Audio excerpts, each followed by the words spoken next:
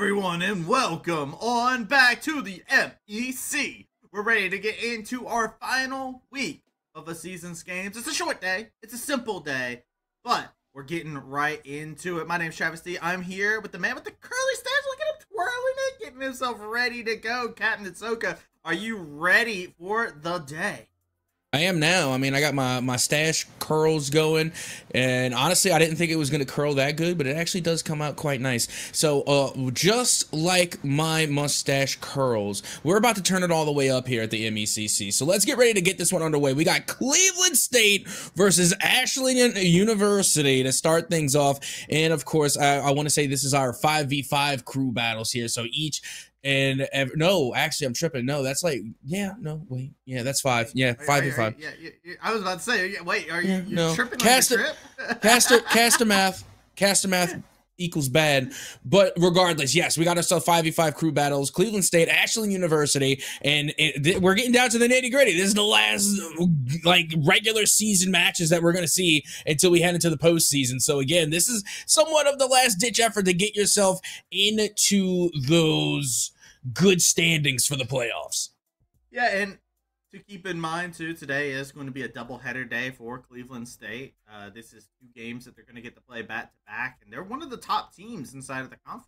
I think a lot of the people that have been watching have been taking note of some of the notable characters that you have. I believe this is where you had like the Mr. Game & Watch come in, and the Solid Snake that comes in there that just is so hard to be able to deal with. It is a very scary school, and we're going to get a feature of them while they're going to be taking on, like you were talking about in their first matchup, a school that's honestly been impressing me the more that the season's gone on. We've seen some of the players actually really doing a good job adapting and growing as a whole from Ashland University. Oh, absolutely. You know, Ashland constantly is, you know, making an impression every time they come out. You know, they might not have like the best record in the conference, but you know, you could clearly see that they're improving every single week, every single match, every single game, and it's honestly really impressive. Like you said, it's making those changes, those adaptations, so that way whenever they do go down or maybe have an unfortunate day or an unfortunate game, they come back stronger. And you know, that's really impressive because you don't see a lot of teams do that. You know, a lot of teams will take an L and then that'll be it. You know, they'll just go down into the dumps and then they'll give up. Not Ashland University. They come back, and they come back twice as strong. But with that being said, they do have quite the strong opponent as well. They got CSU. And like you had already mentioned, here comes that Game & Watch. And from Ashland, we got ourselves a Falco. Yeah, this should be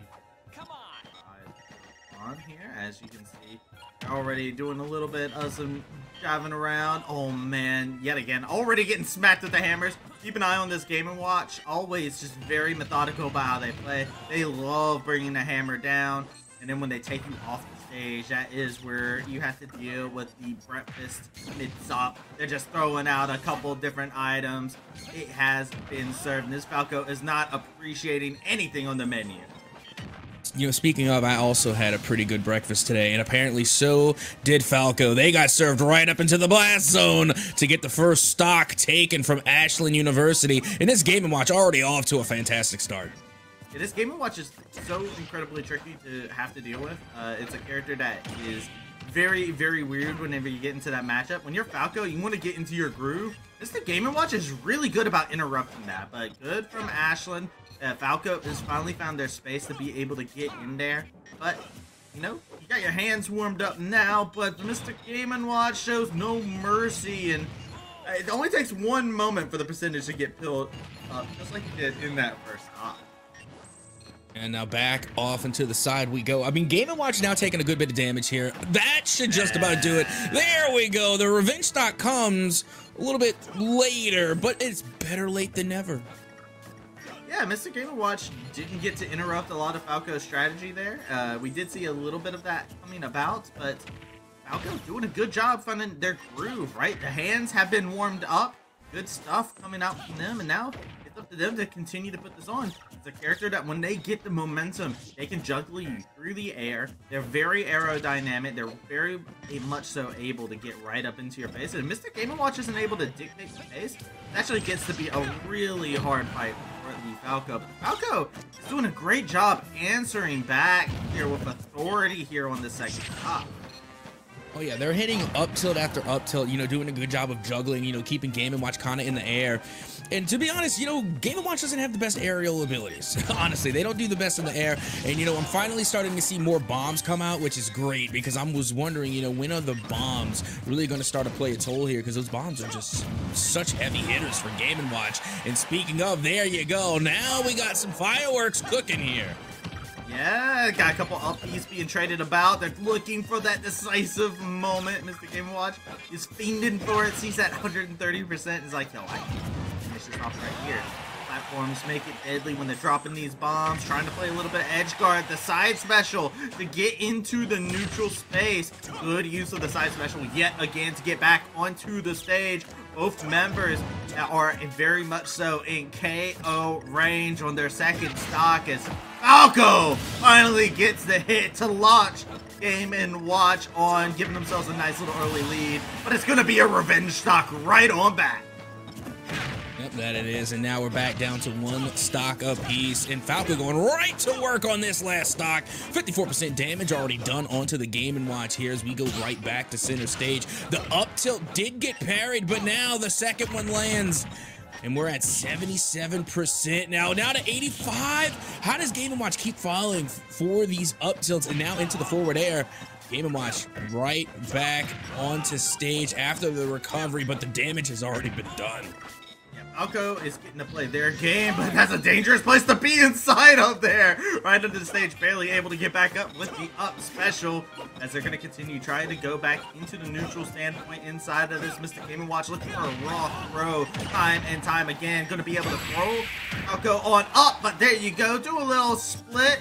We'll be able to recover from it. Ledge guard isn't going to connect. And now it's the pressure being applied onto Falco. Mr. Game & Watch at 140% needs to find a will or a way, but you're not going to be able to recover from that deep in. Ashland taking the early lead. That they do. And again, it's the Falco. We've been seeing Falco come out so much in these crew battles. The pick rate is going through the roof, but also you got to give it up to the win rate for Falco. Falco's win rate is skyrocketing here at the MEC. And you know what? I'm all here for it just because, we see so many of those Star Fox characters. Wolf, for a good time in Smash, was doing a lot of work. But you know what? I love seeing how much Falco has really come to light here in the Midwest Esports Conference. Yeah, inside the MEC, one of the interesting things to keep our eye on is the fact that we went from Cloud being our most picked across the board from all these teams to Falco, which is really weird to think of as a statistic, right? You go from big heavy sword to like, hey, I'm going to juggle you through the air. So, hey, I'm ready to see. Ashland, who are you looking to juggle through the air this time, right? Cleveland State, the ball is in your court.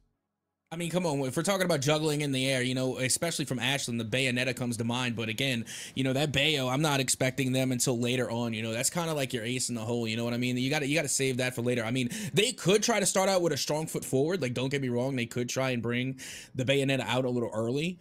But Ashland, they still have that Falco. They still got at least one stock left. So I guess we got to see what CSU is going to be bringing, to kind of replace that Game & Watch. So let's see what will be coming up next for CSU as we get ready to head into our next matchup here. And I'm wondering who they're going to bring to try and finish off this Falco. Yeah, that's my question too, right? Like, I feel like Falco's just going to let the juggle whoever they get their hands onto. Ashland's going to have the Falco. Cleveland is going to break out a Bayo of their own. Well, how do you like that? I mean, I'm also a little, yeah. Again, the overlays are a tad confusing, just a wee bit, right? You looking, and we got, and it's like 2 sets of overlays, but yes, it is. If I'm not mistaken, that is a Bayo coming from Cleveland State, which is interesting because whenever I see Bayo, I always think about the Bayonetta from Ashland that is just put on a show time and time again. But maybe Cleveland State is going to give Ashland a taste of their own medicine. I mean, yeah, they actually have a very clean Bayo on their roster. We see it multiple times. Very good at being able to carry combos. Keep an eye on their wedge guard. They're actually very hard to deal with. Good use of the witch time to be able to set up, launch them into the air, and that's that clean Bayo. Cleveland State breaking it out and saying, you know what? Our Bayo is pretty clean as well. So there you go. Already back to an even standpoint between these. Yeah, and now you see, I'm curious now. Is it possible that we might see a doppelganger Bayo versus Bayo matchup? I'm wondering how that's going to go. I don't think we're going to see it. I'm just saying it's a possibility. For visibility's sake, I hope. Bayo versus Bayo is a very confusing one to have to witness, just because it's the same particle effect, right? The skins change those particle effects. Maybe not so much. Here we go. That is the Cloud instead. So we have Cloud coming in for Ashlyn to tackle this Bayo. This could be a very interesting matchup just because of the fact that Plus has some really good launch potential, some really good damage options if they're able to get onto it. But Bayo can build up those percentage, and Cloud doesn't really have a rebuttal. And not to mention, they don't have the best recovery either. So if Bayo can just, drag them off stage, again, using those aerial combos to just combo them all the way, not even all the way into the blast zone. You just have to get them far enough away from the edge, and that recovery is not going to be any good. So again, this should be a very interesting matchup as you see that the Limit Breaker is now available. Wondering if they're going to use it, and they do. Wow. They hit the cross slash, but that's only like the first move that really landed for Cloud so far. Yeah, it's Cloud from Ashlyn. They do like to throw out their abilities pretty wild sometimes. Very aggressive at being able to throw out cross slashes and whatnot. Use throw there. I love this from a Cloud that we just got ready to go for it. I want to see more of those slashes though. I want to see a little bit more of that, and then using that to be able to build your time to go in. We're starting to see Ashlyn going a bit more for it. Could attempt at a bit of a down spike there, but Bayonetta's got that recovery for days. They're going to be able to get right back up onto the ledge. And beautiful stuff coming out. This Cloud is coming into their own after Bayo has built so much damage. Well, and again, they really need to. You really perform your best when you have to, and I think that's what we're seeing from the Cloud. They finally got a little warmed up here. They're leaning forward. They got their hand warmers, and now they're looking for this first stock. And all it's going to take is just one more solid hit. I'm honestly surprised this Bayonetta is still standing. Honestly, this Cloud is doing a great job on defense, too. And that's something that's very notable. They are dodging out on key moves that would be knockout blows from this Bayo. Bayo's knocking power is not huge unless they can call in that other plane. While Cloud, they got that big, heavy sword. They got that limit break. They're just waiting. Cross slash connect. Bayo is gone. And now 150%, 160% Cloud is in that rage. They can do that extra damage, but Bayo wants that revenge stock to get this Cloud out of here before some work can be done. Yeah, they do. And the thing with Bayo is that, again, they're great at applying like massive damage. The knockback potential is not so high. Again, they had to get Cloud to nearly 200% damage before taking that first stock. But now here we are. We are back in even 2 stock versus 2. And you can see Bayo already again applying that damage. Yeah. Bayo shines, right? They're able to carry around Cloud all the way over. Cross slash hits raw, and Bayo gets that percentage evened up fairly quickly from one move. That's the difference between the two of them. The agility and whatnot that comes in. Great use of the ledge. You try and set up something on this Bayo, which time comes through, but the slash of the sword cuts through time and space and hits Bayo straight in the face. We see Cloud trying to get back up onto the stage. But this is the danger I was talking about. When you're off stage, those heels, they're going to shoot out lasers and you ain't coming back. And, like we had mentioned, like with this Cloud, their recovery isn't the best. And we had mentioned it earlier. You just got to take them far enough away from the stage and then they won't be able to recover. And the thing with Bayo is that we're so used to seeing them take a lot of characters all the way to the blast zone. So we know they have an insane amount of potential to carry. And again, that was just a good use of those heals, of the guns, to make sure that Cloud just simply couldn't make it back to stage. Yeah, and now this Cloud is getting punished so hard. The Witch Time got fumbled a little bit there. These wild moves that come out from the Cloud, they can catch your opponent off guard, but once they download your playbook, they are going to be able to find every peak in the armor and shoot right through it. Bayo, the 2 stocks remaining will move on to the next challenger of Ashlyn University. It was also pretty nice because again, you have like the old meta Bayo kind of story arc that we remember from like what was it, like Smash Brothers Brawl, when Bayo was just like the new person on the block and was just wreaking havoc as like the old broken. I mean, I remember there was an era in Smash when Bayo was the old broken, right? And then you have Cloud, who is supposedly the best sortie in the game. Whatever, again, I'll throw my hat in that ring any day you want to talk about it, okay, dude? But guess what? You're the best sortie in the game, just lost to the old broken, okay? Bayonetta still just made quick work of that Cloud, don't you know? But regardless, all redundant points and silly voices aside, still that Bayonetta has now taken down 2 different characters, has a total of 4 stocks to their name so far. I think I hate being right sometimes. I really do. Well, we eventually, like, if Cleveland State's Bayo need to stay there, it was going to be something that we were going to have to happen. So we're going to have to keep our eyes peeled on out and keep out specifically, as you can already see, both sides are down to need to dash into each other. We are just seeing a trade back and forth between the two. But Ashlyn getting the upper hand early on, getting a nice bit of damage onto the Bayo. And the interesting thing about Bayo in mirror matches like this, too, it's not just the mastery of the characters. How comfortable do you feel like you can adapt to your own playstyle, right? Because Bayo tends to have that same playstyle where it's all about those combos, carrying your target, hitting those big knockbacks. Well, guess what? All the weaknesses that you have, your opponent now has. Oh, 100%. But you also got to keep in mind is that both of these Bayonettas, it's so funny because, they are very susceptible to knockbacks, and yet none of them have really big knockback moves. So, like you said, their strengths and weaknesses are identical. So this should make for a very interesting matchup. It's the battle of the Bayonettas. A little bit of difference in playstyle does come about. Ashlyn is somebody who's really good at carrying, while over on Cleveland State, only Lim wanted the first stock of this Bayo. Very good at being able to play off stage. I always use. But check it out, Ashlyn on that ledge guard gets that revenge start. Great stuff coming about as they continue to keep advantage for themselves, and stocks are even. But Ashlyn is finding a couple hands that they're catching.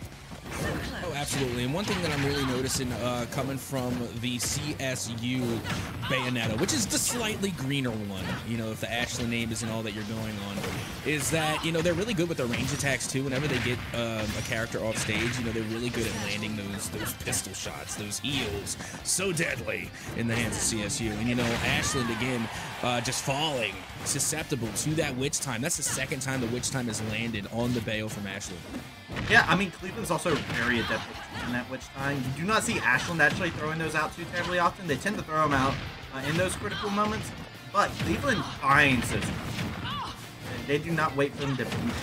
You can see those dashes going in, carrying up the percentage, immediately building up in favor, and that is the danger here. Either one of these characters, they touch you once, and they can just carry you on through and build up that percentage so swiftly. And now with both in the triple digits, Ashlyn getting a little bit of vengeance, going off stage, looking to fight it on out. The parry's coming through as they are going to find themselves getting carried on over. No Elim, but Cleveland rectifies that. They bring in a fist from another dimension, and now you're at 120%. What you got in the tank, Cleveland? Yeah, I mean, good luck to you. I mean, I can only hope for Ashlyn's sake that they're able to confirm this final limb, because you got to keep in mind, this this Bayo from CSU has already managed to take 6 stocks. I mean, they did their job, and then they were able to take their opponent on, and then nearly take a whole other, and also put it into the Falco. So again, they literally doubled their stock investment. Talk about a return on investment.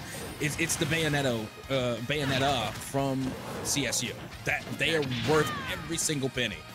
Oh yeah, no, they absolutely are. You can see Ashlyn trying to get a couple laser shots in off of the arena, waiting, picking their moment, and there's that knockout blow. Finally catches them with a shoulder to the chin.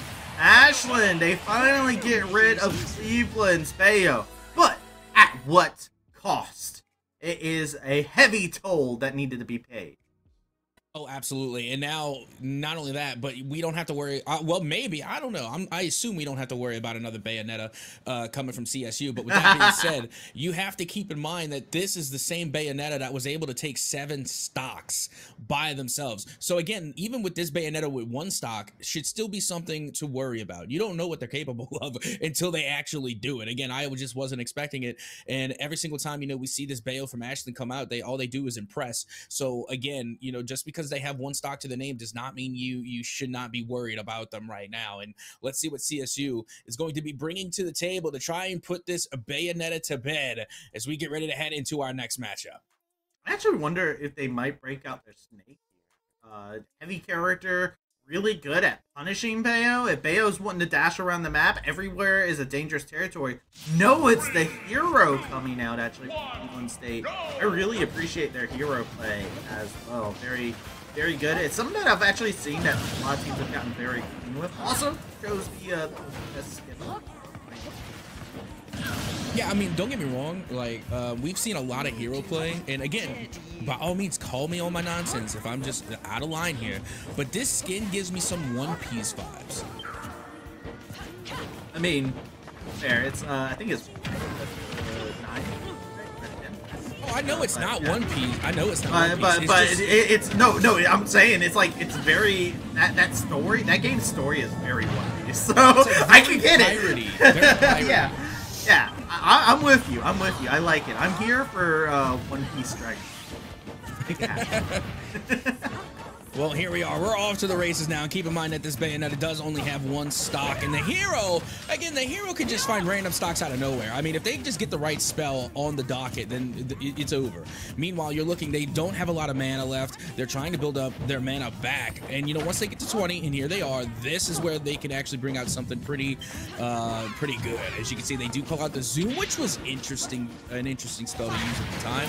And boom, just like that. We already said this Bayo from Ashland will just take stocks if you give them the opportunity. The bad thing is that was a lot of food there.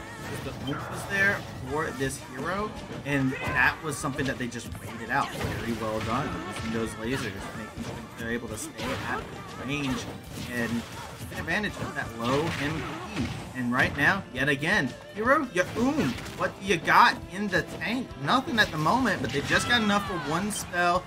Look for something. They go for the bang. Not going to be able to find anything past that. And they're just going to continue trying to build this up. The defense from this Bayo has actually been very, very clean inside of the matchup, and Bayo's doing a great job making sure to utilize their defense. Sometimes the best offense you can provide is the best. We're seeing it yet again. Awesome, great defense. Turning things around. Yet again, this hero finally finds something, but 2 stocks got taken away off the superb Bayonetta play.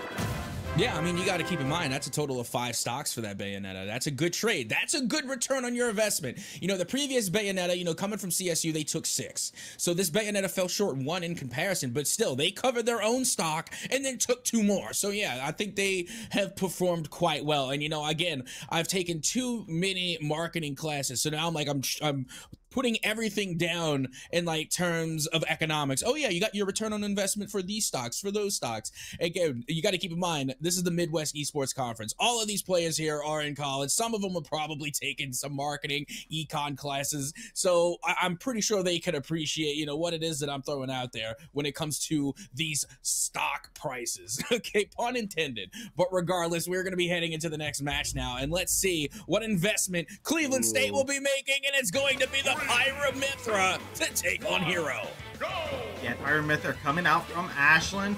You've seen this be a pick that has been becoming more known for Ashland. When they first started off their season, they were more so playing the MEC Brawler, but they have been growing ever so much so on this character. And some of the light that they've been able to do more so has been playing that neutral game. It has been very, very good to be able to see. I love it when they're actually able to throw out that sword, let it twirl around, let that flame speak for itself. That's been really good to be able to see, and I think it will be very important. But right now, It's a hard matchup, I feel like, because you got to deal with some of the zoning potential that can come out from a hero, and hero's got a lot of options to zone you out. As all that zoning equals 1 slash later, you're into the blast zone. Like you said, that was a lot of zoning, and it was hard for me to keep up with it all because that menu just comes and goes so quickly. But that really felt like they just threw out like 2 consecutive bangs and both hit. And then it was just a matter of getting the finish. Again, I could be mistaken on which spells were used, but it did look like they had just 2 big bangs that managed to hit there. And then just one bang will give you up to nearly 50% damage. So again, it's like you said, hero, they just have so much in their arsenal that can do so much damage so quickly. They need that spell slinger if you need him to be, and at 1 stock, you know what? You're taking that. You're trying to go for it. Now you're at a dangerous amount of percentage here. Good ledge guard coming in. Gets back up onto the stage. You're trying to continue to apply this pressure. Nice throw down into the dirt. The whack coming out. Can't hit the follow-up afterwards. Looking for that throw yet again. Hits with the zoomies. Is going to get caught out as soon as they come into the neutral stage here. Ashlyn trying to play some good ledge defense. They're going to be good at it. But on the other side, they're just able to find their shots, assists, the whacks. They're not finding their mark. And now, hero at critical mass. Pyramithra is going to finish things off possibly here. No, the hero still remains. Still able to stay alive. It's so funny because like the way I look at Pyramithra, again, one of my favorite swordies, actually, again, I really do love Pyramithra, but I always look at Pyramithra as Edgeguard Mithra because I feel like Pyra is just there for the edge guards. It's very fair to have that assumption too, and it's hard to deal with. As you can see, coming out, there you go, there's the game. That is 1 stock given from Ashlyn there after getting hit with some amount of potent zoning to come about. Ashlyn evening things up in terms of the player count, but the stock advantage still remaining with Cleveland State as they have 1 stock up. Yeah, that they do. I mean, they're looking pretty good right now. So let's get ready to see what the next matchup will be to answer against the Pyramithra. And there are several answers here. Again, you know, with the Mithra, they love the mad dash a lot. And then, of course, you know, Edgeguard, a.k.a. Pyra, you expect to see that there on the edge. So, again, it's just, I feel like a solid snake would be perfect here, but I don't know if Ashlyn has a solid snake. That's the only problem. Again, I know who does. I know who does too, but you know, I think right now a good zoner would be a perfect counter to Pyramithra. Well, let me tell you, I'm ready. Ooh, what a thrill. Let me get that snake in here, please. Okay, it's Bowser. I'll take Bowser here. Coming out from Cleveland State, going into Ashlyn. And this is an interesting one, just because it's the heavy versus the swordy, right? Bowser, the traditional endgame villain for a lot of people out there. Bowser is a pretty scary foe to have to deal with. I think they jumped one too many times. Good game. I don't want to play against the Bowser. Yeah, dude, that Bowser gameplay, that was some fantastic mind games there. Again, you know, sometimes you just got to use the old noodle to outsmart your opponent there, and they tricked them. They said, "Hey, guess what? You got 3 stocks remaining. You know, you got to drop 2." you know, Bowser has Gios. You know, that's how he keeps getting Princess Peach. He's just like, God. He's like, I command you, go back to my castle. I really wonder how many people actually watch Code Geass, because again, it's one of my favorite animes. It's actually one of the first animes I watched that got me into anime, and you know, Geass is so good. You know, Lelouch de Bowser. You know, Lelouch de Bowser. I want to see it. I'm looking up fan art of it now. Here we go. I think this will be the matchup with Ashlyn not wanting to jump off more times than they're needed. They need all the stock. Well, let's see how this is going to work out. Okay, we got a 2 stock here on the Pyramithra, 3 stock Bowser. It should be an interesting bit here. Of course, Pyramithra is... I like the fact that this has the platforms from Mithra. You actually have a lot of good combo potential here. Bowser actually suffers a bit, I feel like, in these different scenarios. You're going to be looking at a lot of throws, a lot of down Bs that could possibly come about, but the down Bs aren't as optimal now. You're going to see a lot of those down airs to come about, a lot of shell spinning to come through. And then it's the traditional, of course, like flamethrower to come about on the ledge. But I think we're going to see a lot of them just kind of doing their best rapid spin impression here inside of the middle of the field, trying to even out with some of that neutral game. These platforms actually are to your deck.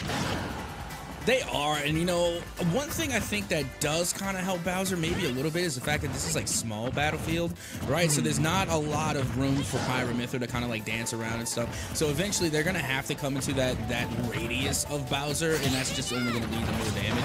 So I mean, it's a give and take. You know, yes, Pyramithra has the benefit of being with around and surrounded by all these platforms, but at the same time, they don't have a lot of room to get away from Bowser. Yeah, it's more about the execution inside of this one here. You can see Bowser going for some interesting angles, good throw to be able to come out. Your ledge guard is pretty limited. It's effective, but it's limited. So you're going to be looking at a lot of the same stuff on this kind of a map here. Good recovery to come out. Bowser is hard to get that KO on. You need that blowback potential to be able to knock him back into the blast zone. At 170%, this is actually the most terrifying thing when you're going against the Bowser. These claws are hurting. That rage is there. It's being felt. You don't really have that big power that you're looking for at that moment in time. Finally, they get it off of the ledge, and that is big for the Smithra to be able to finalize that stock onto the Bowser before they can build up any more damage or look for a KO. Now they just need to continue to pile it on themselves. They're at 140%. One hit could be all she wrote. That drop kick has so much power.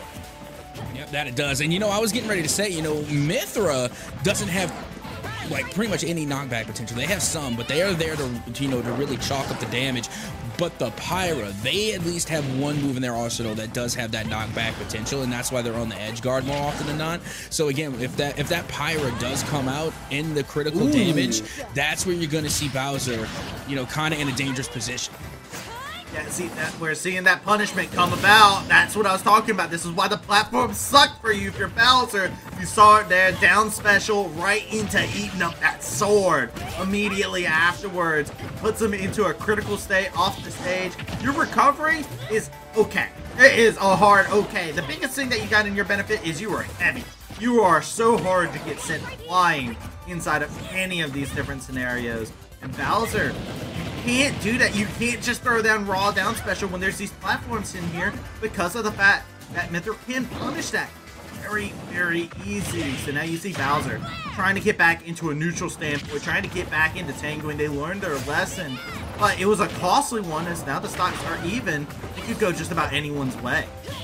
It really could, but you also got to keep in mind that, you know, this Pyramithra, they were the ones that came into this at a stock disadvantage. They were down one stock. So again, they already did their job. You know, Bowser, you know, they're trying to avoid the equalizer, and that's what we're seeing. These stocks are now even. So if we see Bowser go down here, they're going to give the lead away to Ashlyn.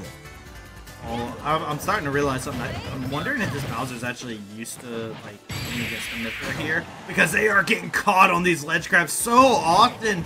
Pyramithra's doing so much work for him, going off of the stage. They're getting a little bit feisty. They're getting a little bit hot and spicy inside of the matchup here. Back to center stage, we'll be able to go, but the percentage has been built up. Nice for to be able to finalize a KO, and Bowser with 150%.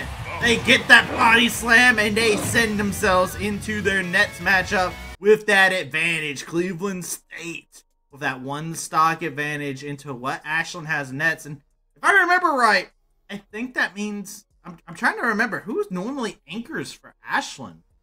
Honestly, my memory is not good, but you know, I'm going to be interested to see because I can't recall. But again, you got to keep in mind that they got to go up against a heavy. It could be Incineroar.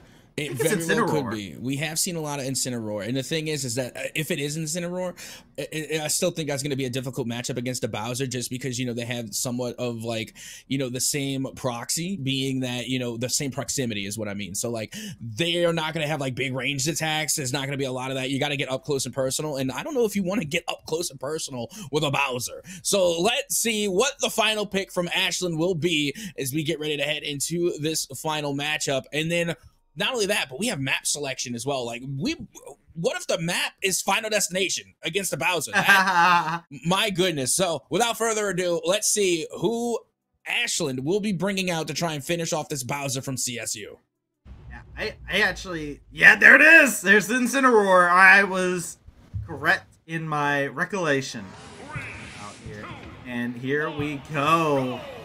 get a map with some platforms here. So that should be. Oh, they're both. I don't think that was planned. Bowser looks confused. He was stunned. He was stunned. They might have had to change up real quick. So we'll come back to them. Do I want to go with Incineroar, or am I sure I want to go Incineroar here? Might have had their own skin. You know, maybe, you know, blue Incineroar might not be the way to go. I don't know, but they traditionally go purple. You know, yeah. I don't know, but we'll see. Although I do like the map, you know, the Animal Crossing map. I think that is going to be interesting just because it is a wider platform. Let me rephrase, a wider stage, and then the platforms go away at some point. So again, you know, I think this one is going to be a little bit interesting. Here we go. I'm going to be able to go into it, and it looked like it was just a... Oh, it looks like it was just... They had picked up the wrong variant. Here we go, getting back into it. I think Incineroar is a very interesting matchup in regards to it, because you were talking about maybe you don't want to get so up close to Bowser. Right now, it's Incineroar's wishing that they had Flash Fire, because the flamethrowers are going to be able to build up a good amount of damage if they're not careful about it. But this is a matchup between two people who love to be able to hit massive throws on the target. It's a matchup that can swing one way or another, and honestly, Incineroar, I like the idea. One clothesline, one meat hook to come out. It's all it's going to take to finish off Bowser and put him in a terrible situation. Well, they were already able to hit at least one clothesline that I managed to see, and you know, right now, I guess this is kind of like how you have to go against a Bowser. You know, you can't be afraid to go up close and personal when you're that Incineroar. You just got to get in and do the damage.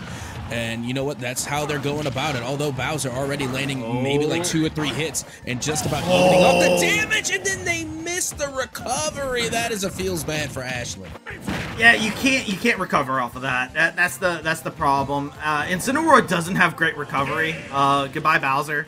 But Bowser did their job. They took one stock away from this Incineroar, and now Cleveland State, the last player, can come in with a stock advantage. And Incineroar, it's a very hard one. We've seen it be popular inside of the MEC. We've seen a lot of Incineroar fans inside of the MEC.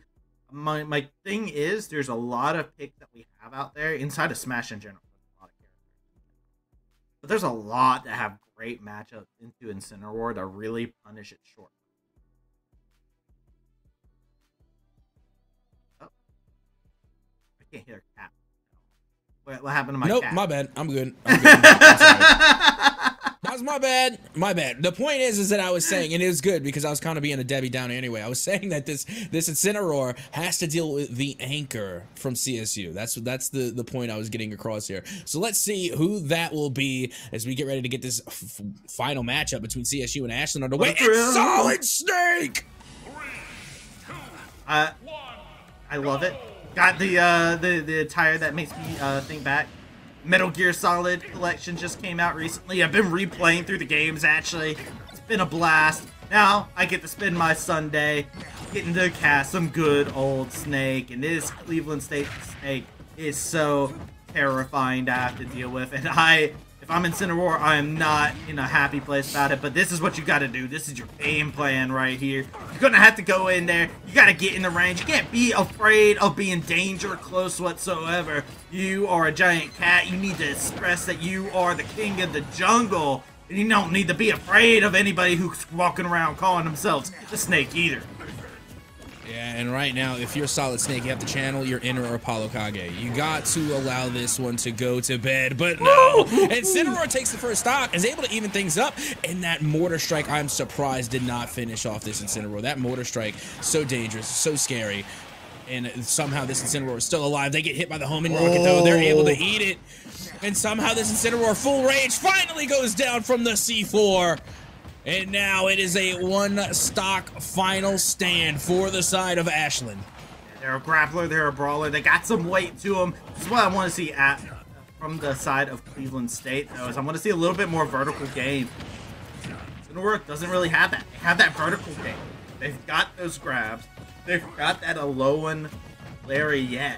They've got so many tools at their disposal from the horizontal plane, but vertically, you reign supreme. And right now, you can see it, Snake building up those percentages like it's nothing. They're in their groove, and Cineroar cannot close the distance. They are constantly left with that alert exclamation mark stuck over the head, but they can't close the distance as they will find themselves KO'd. Great stuff. Cleveland State Snake comes in huge.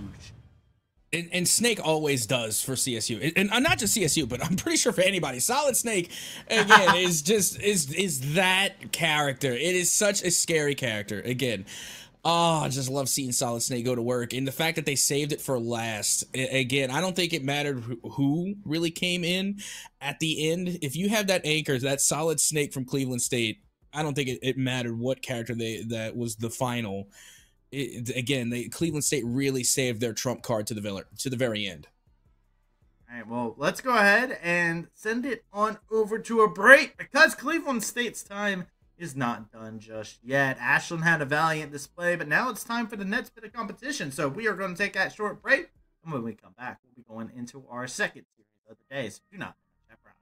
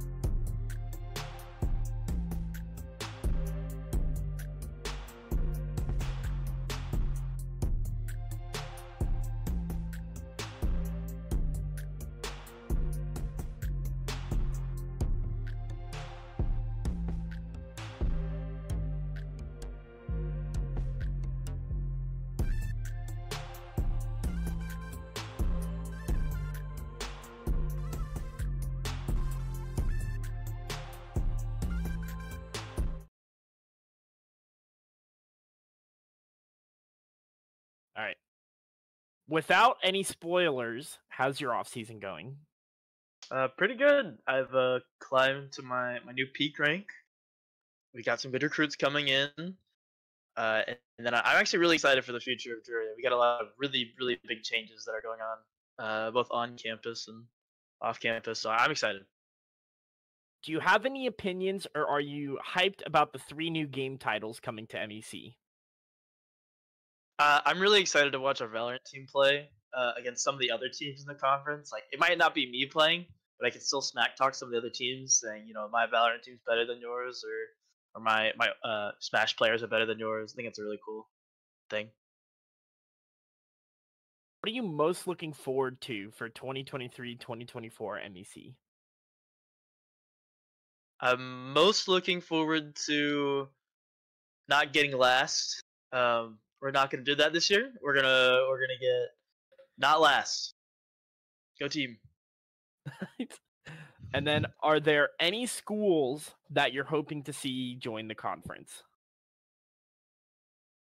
I got some friends at Roosevelt University. I think it'd be cool to see them join, or even just some more schools in Springfield, like Missouri State or OTC, or any kind of school near us.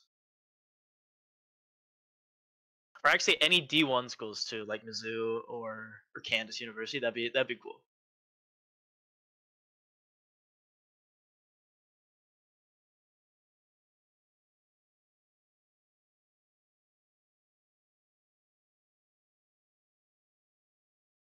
Without any spoilers, how's your off season going? I'm gonna be honest, like, it's kind of AFK. A lot. 2 of our players are out of country for most of the summer. Actually 3, and I'm just working full time. So I mean, we've been, but I think we're still gonna be confident going into the season. What are you most looking forward to for 2023-2024 MEC? Looking forward to the LAN events again. I mean, obviously our conference rules because of that. It's one of the biggest selling points of the area. We're looking forward to seeing all the roster changes as well, hearing a lot of different rosters coming out of all the schools. So it'll be interesting. A couple rule swaps too. So stay tuned for that. Do you have any opinions, or are you hyped about the 3 new game titles coming into MEC? I think it's a cool thing. Obviously, esports growing is always going to be something that is good for the scene. It's still cool to see that, like, other games are getting some of this.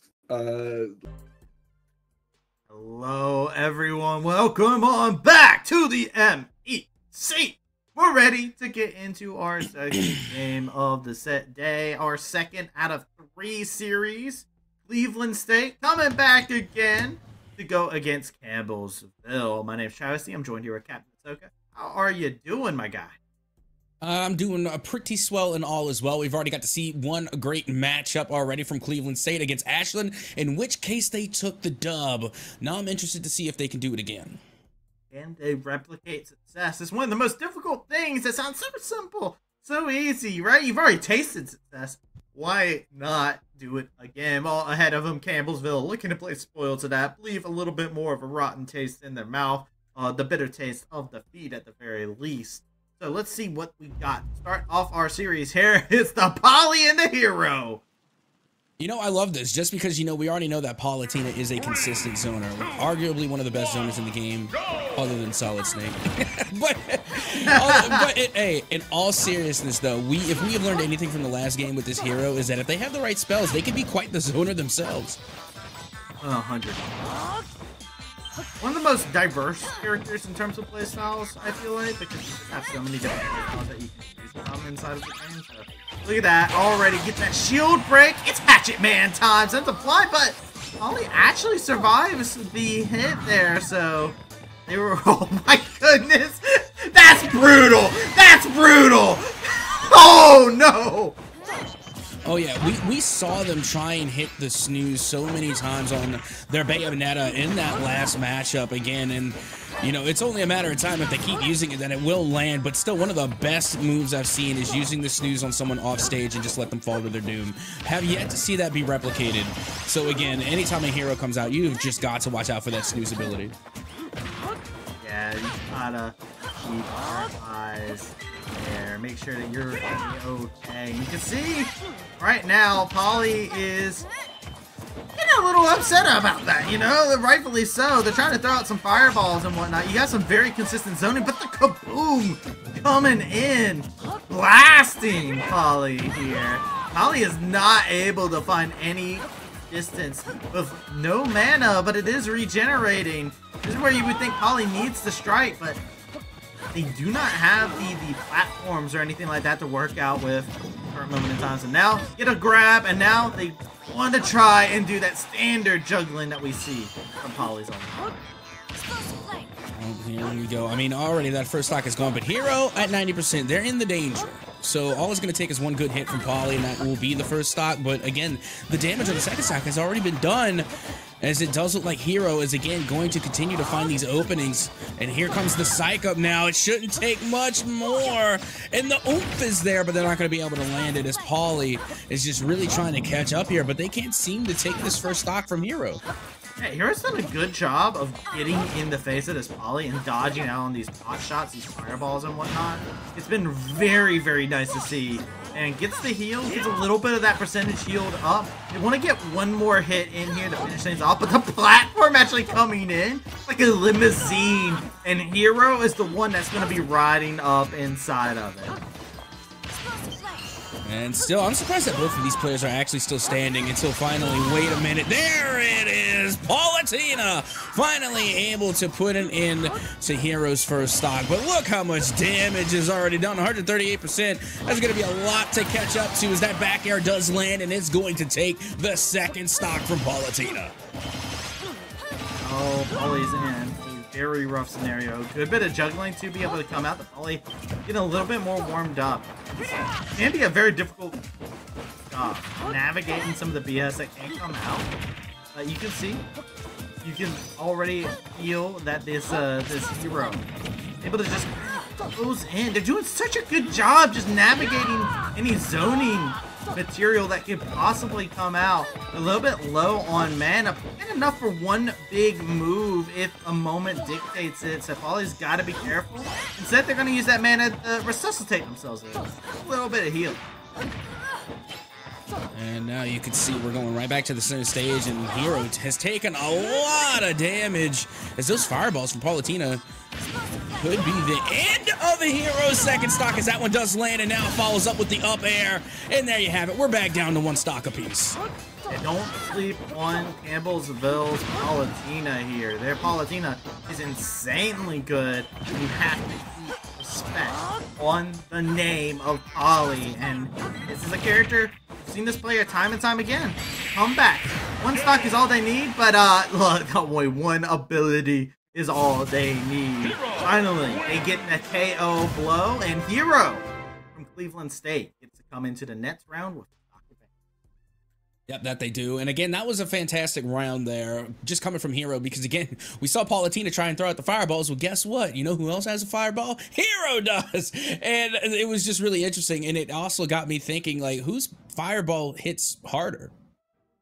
Well, you know, it's a Hero in that situation. The fireball is a great tool. You don't have to rely on mana to send out your big fireball as Polly, but it is one of those cases where you have to reflect and just look at how Hero played that. Really good stuff, really close and personal. Now, Campbellsville, they said, okay, cool. We got a Bowser of our own. Let's go ahead and get it. It's going to be a very interesting matchup, because I feel like if you're Hero, just stick to zoning, and Bowser doesn't have a good time. Well, let's see how this big heavy is going to do against this very diverse sword. They already get a stun. My word, wow. Already being able to apply 50% damage to this Bowser, but we already know it's going to take a lot more than that to take the first stock off of this big, giant, hefty turtle. Oh man, Hatchet Man them right up in his face. I love it. This Hero is feeling themselves at this current moment in time, and Bowser, they got their work cut out for him, right? You gotta watch out. Hero can catch you off guard very quickly. That's what you need to do. You need to get up close, personal, let the claws do the talking, get a couple body slams in there. Get a little bit of that hit going in there. Get them with that down special. Tries to go for a straight drop kick, but they're only going to be tasting dirt. As you can see, there it is. There's the back air. Finally, Bowser's able to finish things off. Wow, that was a start.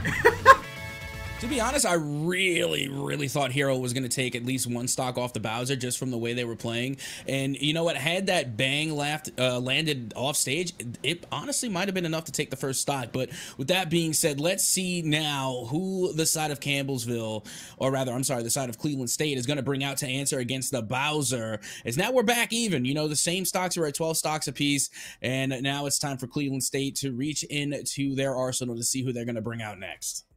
I actually wonder if Mr. Game & Watch would be a good option. Just because... Called it. I'm really good at calling things today. I really like the idea of Mr. Game & Watch inside the matchup, and I think it's pretty optimal for you if you're Mr. Game & Watch, if you're able to get your flow in here, especially with these two platforms. Like I said, Bowser is not a friend of platforms, but Bowser's getting a good advantage off of some throws and off some good early hits. Yeah, I mean, I'm also kind of impressed with how you called this one, too. Like, right as it was happening, you know, the Game & Watch coming from CSU. And I honestly wonder how Game & Watch is going to do against this one. Just because, you know, when I think of, like, counters to Bowser, Game & Watch doesn't come to mind. And not very often, anyway. So, again, I just don't know if this is the best matchup. And even now, you know, it looks like Bowser's doing a pretty good job of handling their own against this Game & Watch. As Game & Watch, one good solid hit away. A drop kick, you know, that back air, like we just seen against Hero, will be all it takes. And then the first stock would be gone. Yeah, they're getting hit with so many grabs here. Like, the theory I had was, right, you can fry up some breakfast, right? You have some good things to deal with. Bowser's not great recovery. The bombs are a great approach, right? You have a fantastic time dealing with them on these platforms. If he just tries a down special and lands on a platform, it's the Game & Watch punishes it so easily. But they're not getting any of that. This Bowser's doing a supreme job of making sure to get in their face, dodge out on any of the offense, and they're hitting those throws that are so massive to be able to see. And they're not getting caught up on the platforms either. This Bowser is playing on a class of their own. Here you go, Mr. Game & Watch is starting to feel themselves a little bit more. And some of the reasons that I was expecting Mr. Game & Watch got showcased for a little bit, but it's Bowser. The pros of Bowser is they hit like a truck. Yeah, that they do. And you know what? I need to know. The body slam from Bowser, is that their down B? Is it the side B? What ability is that of Bowser as they take the second stop from Game & Watch? Bro, they're just using everything when it comes down to them. It is just straight up. They are going for these grabs. They're constantly getting that pressure put onto them. And it's good stuff from Mr. Game & Watch. It's a little bit too late for me. That was a good revenge stop, but you revenged 2 stocks with that 1 KO that you got there. And there we go. Starting to get a little bit more of that. Get those throws going if you're Mr. Game & Watch going in there. This Bowser has a pretty straightforward game plan. These rapid spins now, this change up they're starting to throw in. Game & Watch, they've got too many things that they gotta watch out for. Also, what's really I find really impressive with the Bowser is that they are playing very patiently. You know, they're not rushing or forcing the issue here, and they're not even trying to get like too many big moves off. A lot of times they're just going for these, again, for these spike spins, and they're going for the forward airs. I'm seeing a lot of forward airs coming from this Bowser. So again, it seems to me like they're playing for the long game, and I think it's working really well for them.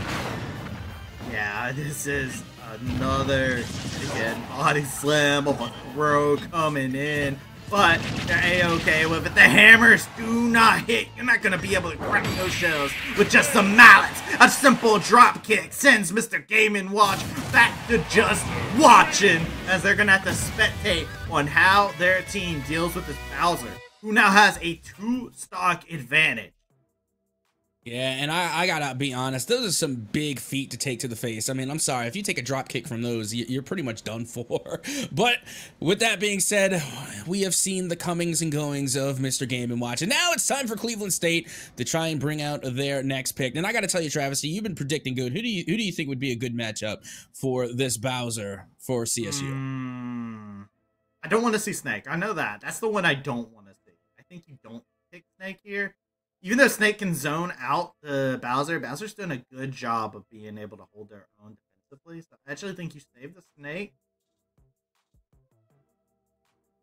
I wonder if you do go into a sortie here. I wonder, actually, Baya might actually be a weird option, but Cleveland State's Baya is pretty good, and they're good at using the Witch Time.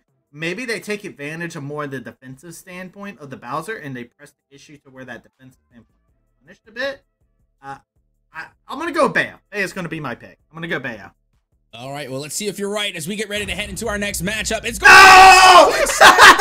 the one character you didn't want to see, but could possibly be the answer for this Bowser. Oh my goodness, here we go. The Solid Snake going up against the big bad King Koopa. Let's see who's gonna reign supreme. So the reason why I didn't want to see it is because I do worry about the fact that the Bowser can take a stock off of the Snake, and it might be better served waiting the Snake out. But Snake has a lot of good things. I was talking about it a little bit on my reasons on why you would possibly pick it, which is the zoning that you could possibly get in there. And we are seeing quite a good amount of that right now. Check it out. You actually have a satchel charge in the middle of the arena, so if Bowser comes in, they get immediately punished for it. That's actually some really good zone control. So Snake immediately punishing, and this Bowser actually has no tools to get in, and they're not, this defensive style is actually getting punished quite admirably by the Snakes. And the Snake showing this is exactly why you pick the Snake at this moment in time, as Bowser is getting their shell cracked. I agree, and you know what? The main reason being is because Bowser, again, they're a big heavy. They're not the speediest character. They're not the best when it comes to dodge, duck, dip, diving, and dodging. So it really just makes them a gigantic target for all of this utility. The homing rockets, the nades, the C4, the mortar strikes. Again, they're just too big of a target for a player like Snake. They're going to take full advantage of it. The bigger the target, the harder they fall. Go ahead, snap the neck, twist them around, send them off the field. The homing rocket comes in, doesn't find its mark.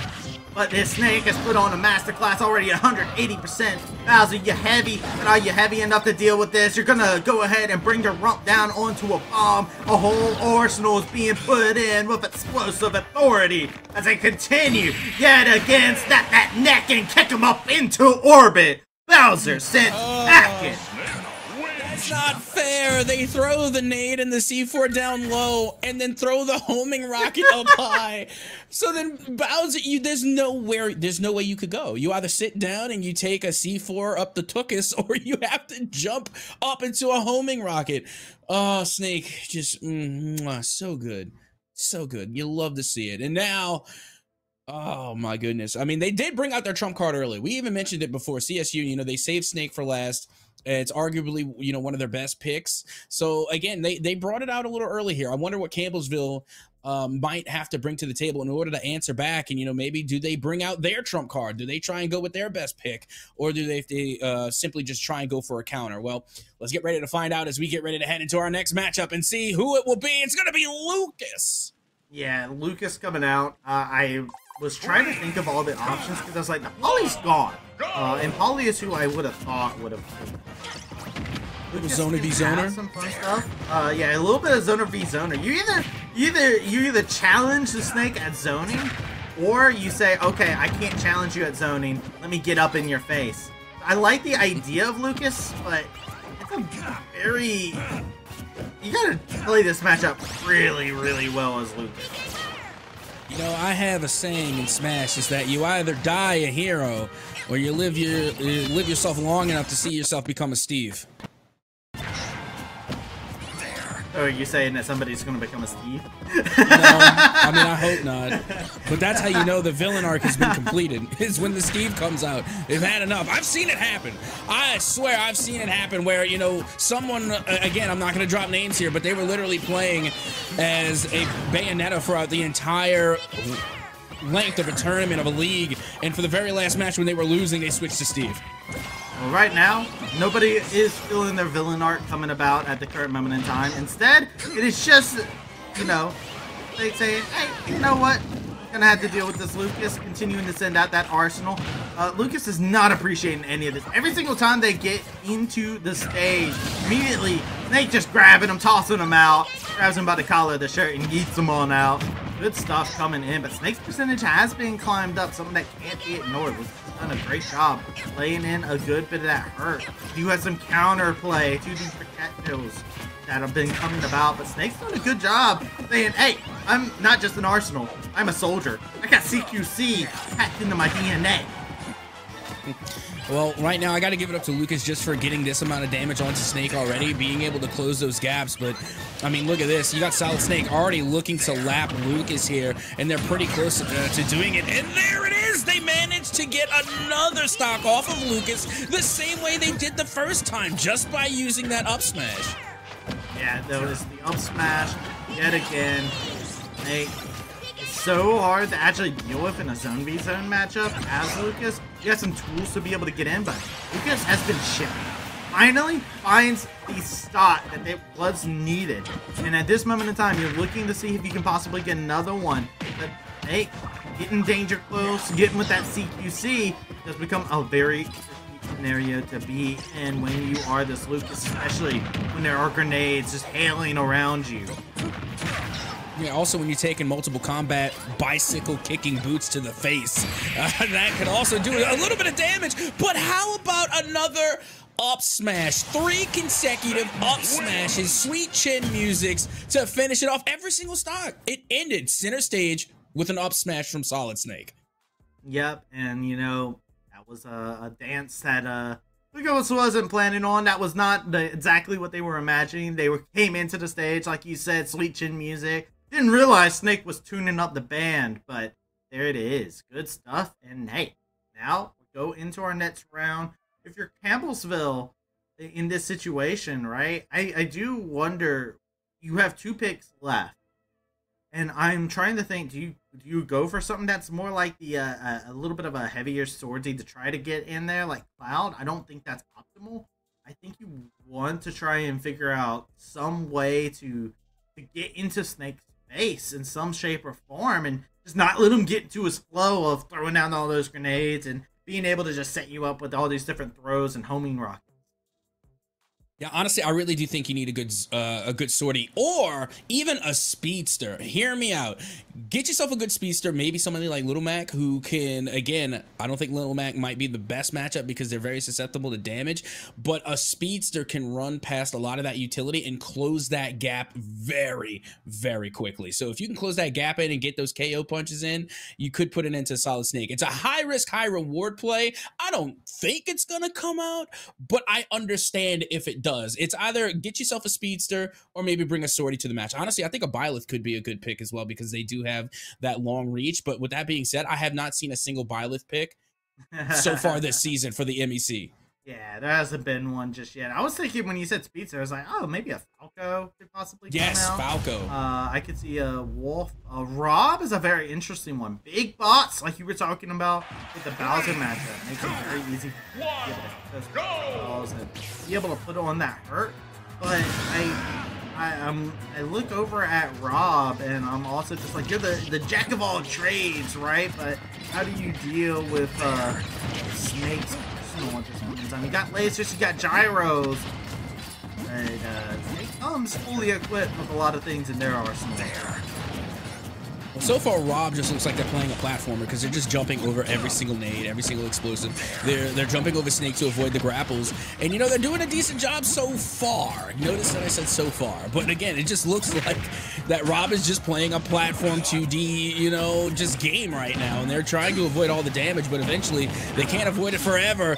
As now you can see Rob does manage to close the gap, but not to their benefit. They're just taking more damage now from this Solid Snake. So much work, and look at that, the homing rocket coming in, finishes off Rob off on the side. And Rob with that fantastic recovery. This is some good offense being just put in. Look at that, climbing up the percentage, lapping them on the percentage. Snake doing a great job, and off the stage you go, another homing rocket caught. Are they just gonna straight up 100 to 0 them? They will do just that. No revenge here for you, Rob. Oh, absolutely. Oh! Ooh. That was the first time I think I've seen Snake fail to recover. That was the first time I don't think I've seen Snake fail a recovery. That I was not expecting that at all, but still, one stock remaining, and they do have the damage advantage. So again, no love lost there. I'm just really caught off guard by that. Yeah, same. I just being caught off guard. I wonder if they were expecting something from the Rob a little bit more effective on the side.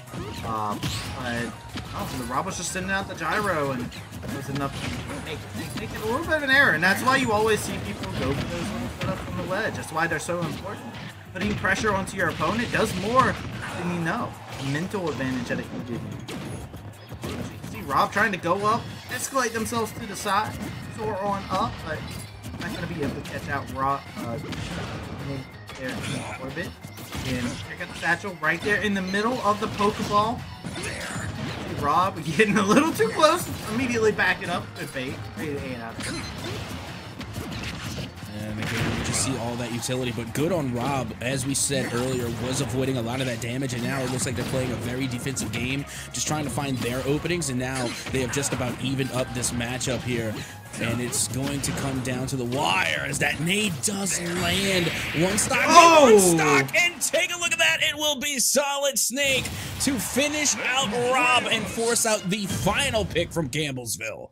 This is so dangerous. This is so ridiculously dangerous. This is Snake running the gambit at this moment in time. Last player from Campbellsville to come into the Snake. Yes, Snake only has one stock. This is what I always think is dangerous, though, when you're thinking of characters inside of a crew battle, because I think your meta completely changes based off of crew battles, like the methodology that can come about here. Characters that are only on one stock but have an equal opportunity to KO you with an arsenal like Snake has is a very, very scary thing in this moment in time when you still got to run through two other players after Snake gets dropped. So now you got to pick a character who can deal with Snake, who can be okay with it. What the? There's our first Wario! Unless the person playing this Wario is C-Stick down, I don't know how this is going to go. I've only seen one really good Wario, and that was C-Stick down. So again, you know, this is an unorthodox pick, but who knows? It could be the right pick. It very well could be. We haven't seen a Wario here at the MEC. This is the first one, so for all we know, this could be the one. All right, let's see if I can do all this here. They're trying to make Snake go wow, but right now they're only one line. As those bombs, those grenades are doing in the work. The surface side mittens of theirs being able to do some good work of their own, laying in some good damage onto this Snake. Trying to get in there, get that jaw unclenched onto this Snake, and is doing a good job zoning out, but Wario getting a good bit of percentage traded with the Snake all the time here. Snake might also have some trouble because not every day you have to go against a Wario. You know what is also kind of making me wonder a little bit here is where's the motorcycle been at? I mean, the motorcycle is one of the best moves in Wario's arsenal, and we haven't seen it come out yet. Well, he's going to be riding it up to the skies at this rate. No motorcycle just yet, as Snake is going to continue pummeling Wario in this instance. And Wario down a stop. Snake, the job is done, but they're not finished just yet. They want to over-succeed, right? They want that S rank on this mission here, and it is a mission in which they're trying to leave no survivors from the side of Campbellsville. And well, now they're just getting hit time and time again. The nade into the up smash. We already know how dangerous that sweet chin music can be. Looking to get the final stock, and Wario finally able to put an end to Solid Snake. But after taking two stocks, I mean, I even lost count. I really don't know the total stock count for the Solid Snake. I mean, the crazy thing is, too, right? The Wario going over and checking Snake like that, I actually really admire. We've actually seen a lot of people just sit on the ledge and kind of play that mind game of like, am I going to roll in? Oh, what am I going to do when I come off of this ledge, huh? And we've seen a lot of players actually just linger on it. Good on Wario to actually acknowledge, like, hey, Snake is sitting on this ledge with all these bombs over here. I bet he won't expect me to actually just dash in and just immediately slap him across the face, you know? Give him a good old Wario backhand. But now, who else is up? Well, it's Bayonetta, and I don't think Bayonetta will take kindly you trying to give that Wario backhand. Well, we'll have to see. You got to remember, Wario's got to give some stocks away here. You know, that Solid Snake, at least to somewhat, again, at least that I was able to recall, that had to be at least 8 stocks that Solid Snake had taken. Actually, 7. 7 bare minimum. I hate that song. Wario just straight up just shows his rear to the camera. How dare you, Wario? How dare you? As you can see, Bayonetta already looking to take it a little personal. Just gonna go ahead and strut their stuff and lay in a couple hits on the Wario. Oh my goodness! Oh yeah, you gotta watch out for those chompers. Wario has a massive bite again, and I'm really surprised we haven't seen the motorbike. The motorbike is such a good piece of utility, and again, I'm just so surprised we haven't seen it yet. Meanwhile, we do see the witch time leading into some more air combos, and already Wario is at 100% damage. There's the motorcycle! Yeah, but did you know the motorcycle also does damage when you use it? Yeah, great, right? But something that isn't great for Wario is getting punched into orbit. So there you go, Cleveland State 6-0 after a magnificent performance. Great recovery coming out from the Snake, eliminating the Bowser, and then it went all downhill from there. Nobody was able to round out that Snake, and momentum swings their way. So good stuff coming out from Cleveland State. Oh, absolutely. And again, it was the Solid Snake from CSU that just put on such a clinic. Again, bare minimum 7 stocks, at least to my count. Again, I might have missed one in there, but regardless, it's still a phenomenal showing. And then not to mention CSU in general as a team, just so strong, so formidable. They went 2 for 2 today. They popped off. They're going to be a massive threat in the postseason without a doubt. So by all means, this is an elite team. So big kudos to them. But with that being said, that is going to be it for CSU. They've had their doubleheader. They are done for today. And after this break, we're going to come back to Benedictine taking on Miami, Ohio. So you're not going to want to miss that. Stick around for more Smash right here at the Midwest Esports Conference.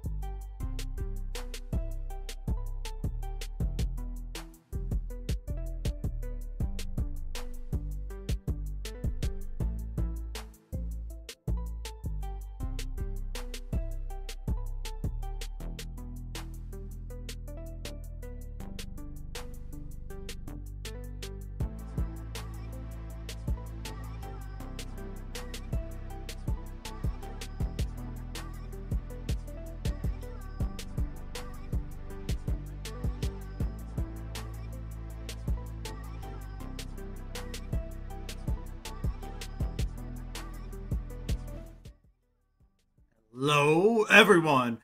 Welcome on back to the MEC.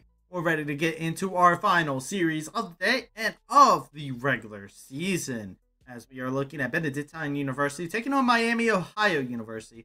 We're going to be going into this matchup here shortly. My name's Travis. I'm joined here with Cap.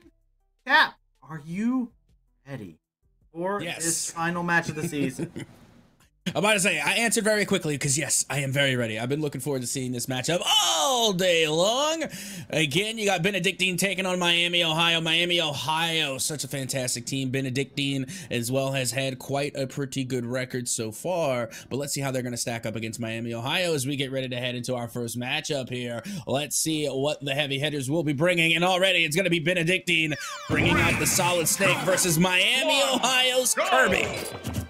Kirby has been infamous for what it does here. The combo got interrupted by a grenade that was immediately thrown down, but check this out. Miami, Ohio, they've played against their fair share of snakes, and they are not a fan of what they can do if they are able to get their space. And you can see, automatic already putting that down, trying to get in there, putting a little bit of work. Good grenade play coming out from the Solid Snake as they're looking to just continue pressing the envelope forward, but Kirby being very aggressive up in the face of this snake. Definitely more so favoring that zoning playstyle as Kirby with the snake outfit is always great to see.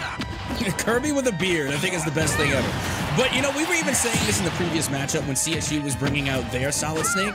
You know, I had even mentioned that, you know, a speedy character would go good against a snake. And Kirby, you know, pretty speedy little pink puffball there. So I think this could actually work out pretty well. Yeah, and, you know, immediately smack him up with the feet there. Good stuff. Kirby got grenades of their own as they are going to continue just throwing these out. And it's just are we playing Smash anymore? They're just throwing grenades at each other. I love it, too. Again, you're literally getting a taste of your own medicine here, and this is why Kirby is just so great. You want to know how to answer a snake? It's Kirby. Like, Kirby is now the definite counter to snake. Gotta be. Feel a couple neck twists there from the Kirby. Kirby dodging out on that weave. Great stuff yet again. This Kirby making sure to keep things from dodging out on all the numerous projectiles coming in. The mortar fire doesn't find its mark. Kirby is at dangerous high percentage though. Yeah, Kirby's up B on the edge, very dangerous. Nearly finding an opening. Honestly, I'm still surprised that Kirby is still standing after 150% damage because they are literally squishy. Like, this is the definition of a squishy character, right? I mean, they are a pink puffball of silly putty. They're squishy. The squishmallow smack. No. Yes. Oh, I need a Kirby squishmallow now. Hey, I'm surprised it hasn't happened. I'm gonna be real. It has to exist somewhere. Somewhere out there. Somebody link it to me, please. But right now, the snake is asking somebody to link him a tutorial on how to deal with this Kirby because this infuriates him at this point. Finally gets a stock off, but that's a revenge stock for 2 whole stocks. That is very unfortunate. So you see Kirby is trying to get in there and say, "All right, you need to be brought down, Snake." Well, again, you know, I was honestly worried about Snake not, you know, going down at all. Like, maybe even seeing CSU come away with a 2nd stock advantage like we saw in the previous matchup with this Solid Snake from Benedictine. But, you know, this Kirby from Miami, Ohio, my goodness. My goodness! Showing us how it's done. Textbook, how to deal with a Solid Snake 101, Miami, Ohio, teaching us all how to get the job done. What a fantastic first bout coming from both of these teams, actually. But again, it's that Kirby from Miami, Ohio. My goodness. Bro, what the heck was that? Kirby was just like, Snake's laying on the ground, taking a nice nap, and Kirby's just like, no, wake up, keeps kicking him, just continuously doing it. Like, this Kirby is a massive threat, and now Benedictine, they had to send out somebody new to be able to deal with this Kirby. They saw a heavy zoner like the Snake did not work in this instance. So, for Benedictine, this is the school that I have the most question marks, because I do feel like they have a very much so differing roster. They have a pretty deep roster of players that tend to continuously rotate around. So, my eyes are kind of like, yo, what do you have? You're the school that I'm probably has the most air of mystery around them. Yeah, so again, it's going to be interesting to see who they decide to bring to take on this Kirby. So let's find out. And it's going to be a Wolf. Okay, I actually do kind of like this. I feel like Brawlers go good against Kirby, and Wolf is pretty dangerous when they get up close. They like the brawl, they like the hustle. You know, Wolf's dangerous when they get up close, but that's also the name of this Kirby. They're just waiting on the platform their time. They're gonna go ahead, get the taunt. We got a Howl coming about, and just ducking underneath the laser there. Just Kirby things. It's just so cute when they duck underneath the laser because they just squish. That's all they do. I'm telling you, the Squishmallow has to be a thing. Has to be. Wolf might not have the same kind of calls for merchandising as Kirby does. They're trying to answer back though and show some of those claws that they got against this Kirby. Well, going right back center stage, you can see some of those up tilts do land, but not leading into any big combos just yet. Another up tilt, and they're just kind of slowly chipping away at each other for the most part. I mean, the spread is not that wide. It's like 10%, now 20. And it will be... So wait, when Kirby drop kicks, is it a forward air or a back air? It's hard to tell. I think it's a back air. It's been a while since I've been... Oh, you're dirty! You're absolutely dirty, Kirby! I saw what you just tried to do there! That's disgusting! Again, I just gotta talk about, you know, the physicality of Kirby here, because they're spherical, right? So when their foot pads go to one side or the other, you can't tell if it's the front or the back. Oh man, Kirby gets punished, rightfully so. I can't believe Kirby just tried to do that inside the match. But hey, it's what you do. This is what you do when you play Kirby. You get a little hype. You do a couple moves that make people infuriated whenever you have to go into. Wolf has to be cautious about every single thing they do. I love how they're constantly moving up these neutral airs, but Kirby doesn't take much. An inch becomes a mile as soon as you blink. Yeah, Kirby is just so dangerous, especially this Kirby from Miami, Ohio. I mean, they've already proven their own against Solid Snake, and, you know, being able to go, you know, I guess, hand-to-hand against the Wolf should be no big problem for them. But look at this. I mean, the Wolf coming from Benedictine managed to answer back, get the back there to put Kirby to bed. That Kirby, you know, had already done his damage. That's 5 stocks taken by that one Kirby. Yeah, now you're a Wolf with 1 stock. And I think that's a very dangerous territory to be, because Miami, Ohio, we talk about it all the time. They are the school that, for me personally, I look at being the favorite going into playoffs just because of the fact they have not been beaten yet. They have a win-loss that has 0 blemishes in regards to Miami, Ohio, right? They get scrappy. Sometimes they get dropped down to the last player. But very rarely do we get those instances. And so far, it's only really been Cleveland State who has been that team to make Miami dig deep. So now the question from Miami, Ohio, what do you grab? You grab another heavy hitter? You started off with your Kirby. Does the Ice Climbers come out at this moment in time, or you just come in and mix them up with that? It's the Villager instead. And I also do love the Villager. Villager is just so much fun to watch. And again, it's not because, you know, I'm a big fan of Animal Crossing. I'll be honest, I've never even played Animal Crossing. I just love watching Villager go to work and smash. You know, I love the trees. I love the fire hydrant. It's just a really fun character to watch play. Yeah, well, it's not fun to play again. Because you have to deal with this mid-sub. The hydrant, the bowling ball, the slingshot. It is always filling up your screen when you're going against a Villager. And that isn't even when the tree comes into play. As you can see that getting dropped on down. Here we go. More aggression to be able to come about. And that is the danger of a Villager. They're constantly going to keep you on your toes. Potted plants, everything that you can get from Tom Nook.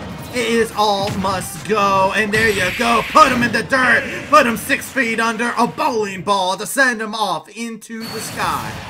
Villager with a clean round. Yeah, what stock? I mean, I don't know what you're talking about. One stock, Wolf? What stock? I didn't see a stock there. Did you see a stock? Because I don't see a stock there. Again, the villager just came in and did work. I don't know what to tell you. Like, that was quite the performance, to say the least. And you know what? If the villager can continue to do that, I don't know. This could be, I don't know, the top hitter coming from Miami, Ohio. I don't know. But let's see how Benedictine will answer to the villager. And again, this is a character that has so much in their arsenal. It's going to be interesting to see what Benedictine will bring. And they're going to bring a Jigglypuff. Hey, yo. Okay, so we're seeing Miami, Ohio has a couple Melee All-Stars on their team in terms of Pokemon that are insanely good in Melee. We get the Jigglypuff special coming in here. One that I believe we've only had one time in the time period. But, well, they're trying to make it to where this might be one of the few times you ever see it. That is pure punishment. Yeah, it is. I mean, don't get me wrong. I love Jigglypuff. They're my favorite singer-songwriter. But, you know, in Smash, you don't get to see too much of them. So it's going to be interesting to see on what exactly it is that they're going to try and pull against a villager. Yeah, usually Jigglypuff puts other people to sleep, but right now, the villager is looking to put them to sleep. Give them a good old dirt nap, take them on out of here. We're seeing a lot of offense off the ledge, but they're not able to build up the percentage onto this villager. The villager finally gets on. They plant a nice tree. That is great. Love to see. Hydra coming on about. You go ahead, backdash into it, and yet again, this offense is so hard to deal with. This villager is just at 30%, and they have taken 2 stocks from this Jigglypuff.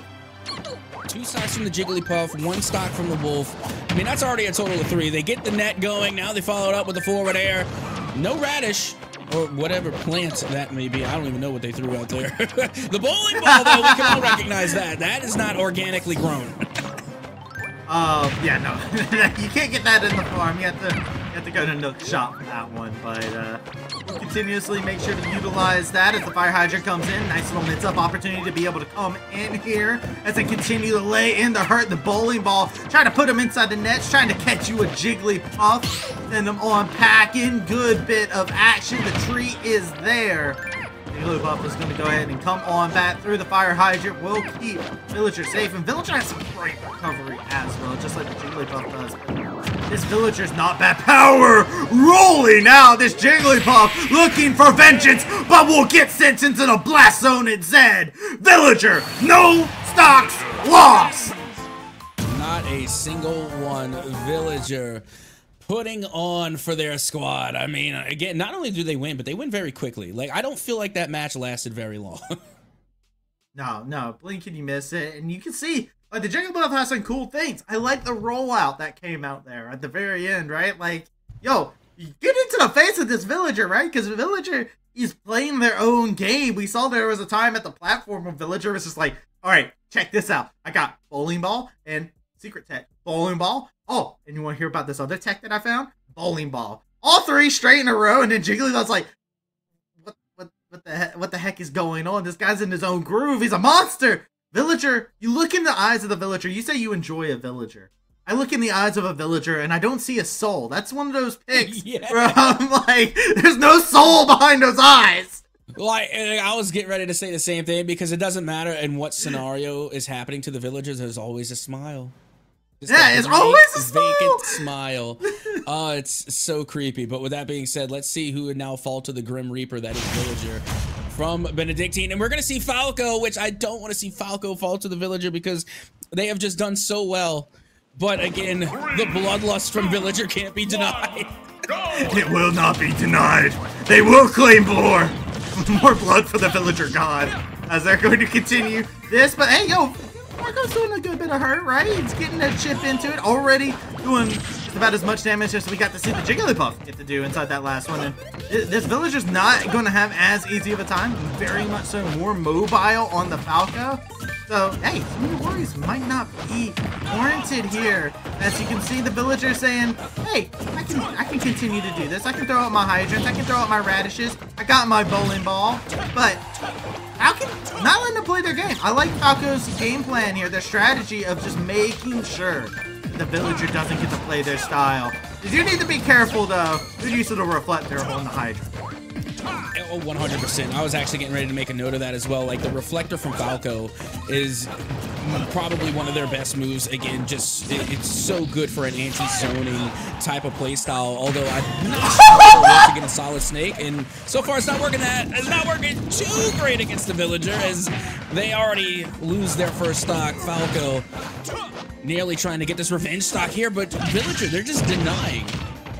No, it's just honestly really good stuff there. Good use of the tree. Use the fire hydrant off of the recovery as well to make sure. And check this out. That looked like that was Falco trying to set up for a down smash and off of the arena. But now, there you go.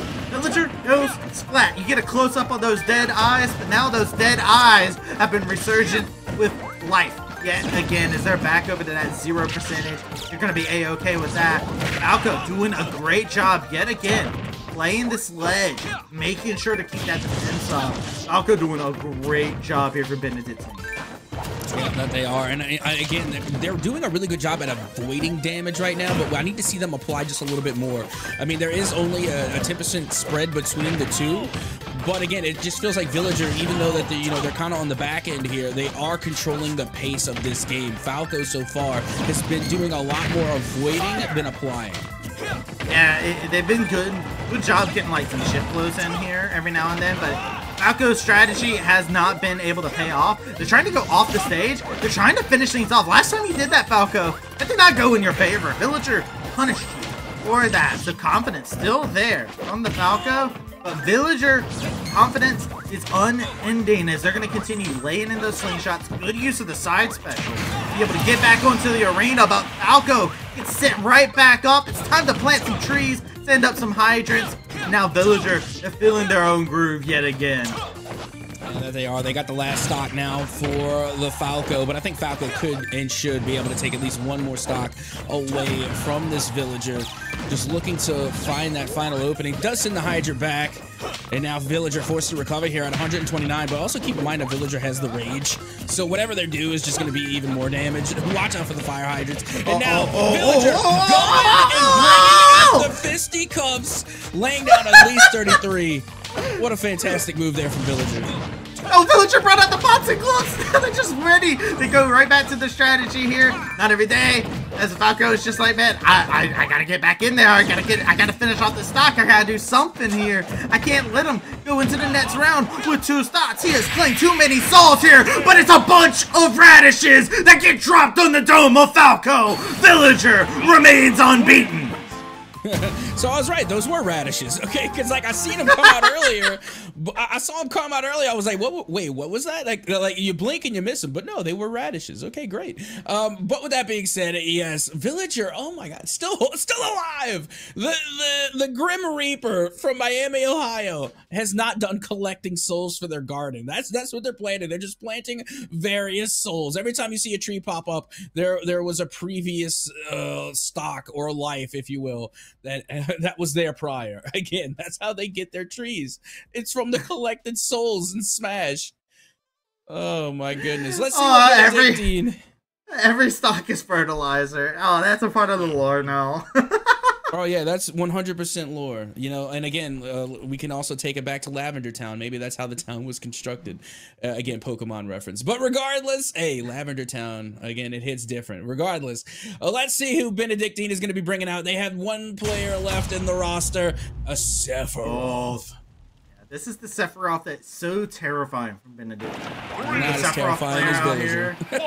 Here we go. This is not your normal matchup.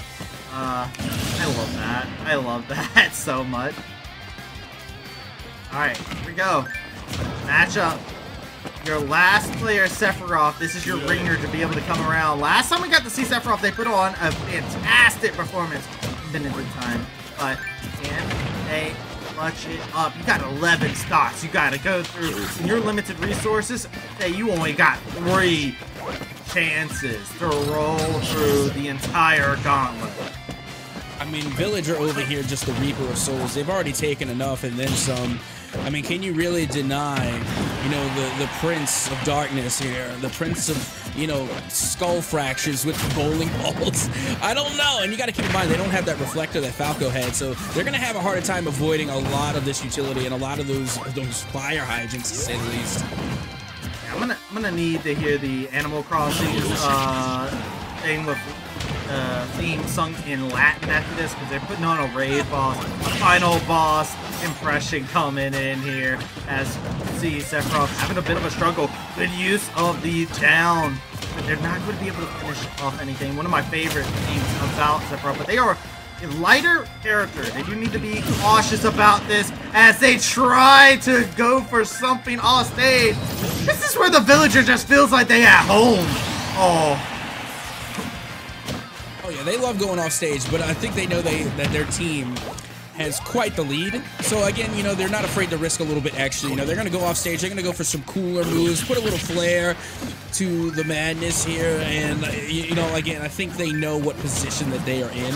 And Villager, I think they really are just having the time of their lives right now. They're in their zone, as you said. Yeah, they're playing their game. They're having as much fun as they possibly can. The hydrant mitts up to be able to come about there, beautifully placed inside of the edge of the arena. Sephiroth needs to try and close out the distance and finish off this last stock as soon as possible. They do not want to spend another stock on this villager if they can help it. That tree is going to be to their detriment. They're going to have a hard time dealing with it. And there you go. Send them on flying. Sephiroth finishes off at the Animal Crossing villager.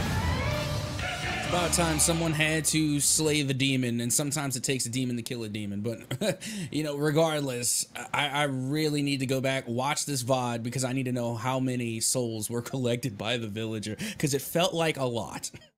It was indeed. Oh, I can tell you that right now. I believe that was 8 or 9 stocks that got taken by the villager, so plenty of trees planted today. A stock claimed as a tree planted. Very good. Makes it good for what the villager's rampage tends to be at the very least. But now you have to figure out who from Miami, Ohio are you going against next. You have a Mii Brawler. You have Ice Climbers. You have Little Mac. You got so many options from Miami, Ohio that come in that are heavy hitters. Who even steps up to the plate? And Sephiroth, are you ready for whoever is going to be pitching your way? Because they're going to throw you a screwball. They're going to throw you a fastball. They're going to mix things up, and they're going to leave you jumbled. Oh, yeah, that they are. And again, you know, Miami, Ohio, they still have 9 stocks left. They got 3 other players to work with here. So let's get ready to see who they're going to be bringing up next. Who's going to get some screen time for Miami, Ohio? And it's Little Mac. Oh, I love it. People don't like Little Mac a lot, but I certainly do. I love watching the Little Mac go to work here. Should be interesting just because of the reach advantage that comes about. Sephiroth, like we were talking about earlier on, in terms of as like a sortie, right? They're very light, they're a quick character. They're very much so like a sortie meets a speedster in their own way. They have some fantastic reach, some great offstage pressure that they're actually able to apply. Very good ledge guards. They have some very good traps, some good setups that they're actually able to go for. Little Mac's kit is very much so. They are fast, they hit, they have that KO punch that comes in. They can be very hard hitting. Their neutral game is great, fantastic, hard to beat, but it's everything else. They are a master of one, and they suffer in most other categories because of it. And now take a look at this, Sephiroth going right to work here. I mean, the KO punch is still online, so that's still a danger. They use it. Unfortunately, it does whiff, but they close that gap on Sephiroth so quickly. And a real difference maker here between these two is that Sephiroth offstage is a lot better than Little Mac. So if they can get Little Mac offstage, they're pretty much done and dusted. Yeah, no, that's probably the game plan at this moment in time. You can see Sephiroth always looking to contest Little Mac. Little Mac off of the ledge, you don't have much in the way to defend against the Sephiroth in this moment in time. You see Sephiroth just going to continue staying over here on this ledge. You want to continue applying the pressure. And this is where you want to be, your Sephiroth. Little Mac, you want to bring things to the center of the stage if you possibly can, just to build up that percentage. And then look for that big, heavy blow here, as the percentage has gone into the triple digits for Sephiroth. We're looking at some massive hit from Little Mac to be able to send Sephiroth flying. Yeah, Yeah, take a look at this. I mean, right now you see Sephiroth at 117 damage, and again, it's not even going to take a KO punch. If you just land a good smash here, it should send Sephiroth flying. As again, like you said, Sephiroth is just really trying to stick to the edge there, and there it is, the up smash. That's all they need, and the KO punch is right around the corner. Good stuff to be able to come out there and really punishing that platform, rolling in there. But a huge heavy hit from Sephiroth. Will Little Mac finalize something of their own? They're looking for a punch. Can they just get that confirmed in the KO? No, it is gone. As Little Mac is going to go ahead and climb up in the percentages, but only one stock remains for Sephiroth. While Little Mac has 2 to work with, they still got plenty of time, plenty of resources. They're looking to try and send Sephiroth back. Yeah, that they are. But I mean, right now you're seeing that Little Mac is at 128% damage, and they're already pretty squishy. Oh! The up B from Little Mac to send Sephiroth into the blast zone and put it in to Benedictine here today. Miami, Ohio, able to finish the game out with an 8 stock benefit to their name. What a performance. Great stuff. Little Mac coming in huge. Benedictine. You give your hats off to some of the things that we saw inside of it, but it's Miami, Ohio as your last opponent inside of the arena. It's terrifying to deal with because you don't know what you're going to get. They have a plethora of different players, different play styles that they can play inside of it. And it's just a hard team to be able to prep for. My favorite going into playoffs is definitely Miami, Ohio, as they come away with this 8-stock victory to end things off. But Benedictine, you know, they are a team that has shown us some fantastic stuff throughout the season. The Sephiroth is the most notable one that I look at, and I'm like, this Sephiroth is clean. Yeah, Benedictine has definitely had quite a good season, and you know, whether they win or lose, they've definitely been known to, you know, just for having a modest mentality, and you know, they've really been modest throughout the entire season, and they've just been phenomenal. And they, no matter whether they win or lose, they still keep that same mindset, and they stick through it no matter what. And you know what, they just had to stick through it today against Miami, Ohio. But with that being said, Miami, Ohio, they just came out today on top at peak performance, and they played phenomenally. So again, GG's to them, and again, I look forward to seeing them work in the postseason. But I think that's going to wrap things up for us today, Travesty. Yeah, that's it for us. We actually have a little bit of a break, I do believe, that will actually be coming up, as playoffs is going to be our next step. Season's over for the regular season, so next time you see us, I believe we're going to be going into our quarters to start getting an idea of these teams going head-to-head with each other. And I believe when I look over at the schedule, let me just pull that up, I believe we have a week break coming up. Yeah, so I don't believe we have games on the 4th and the 5th, but when the 11th and 12th come around, we actually have 2 whole days of Smash action going into our finals. We'll be taking the journey throughout the playoffs from quarters all the way to the grand finals, and you will not want to miss it. So make sure you stay tuned. Keep yourself ready to go for some more Smash action. But that being said, we're done here for today. Take care and have a phenomenal rest of your day.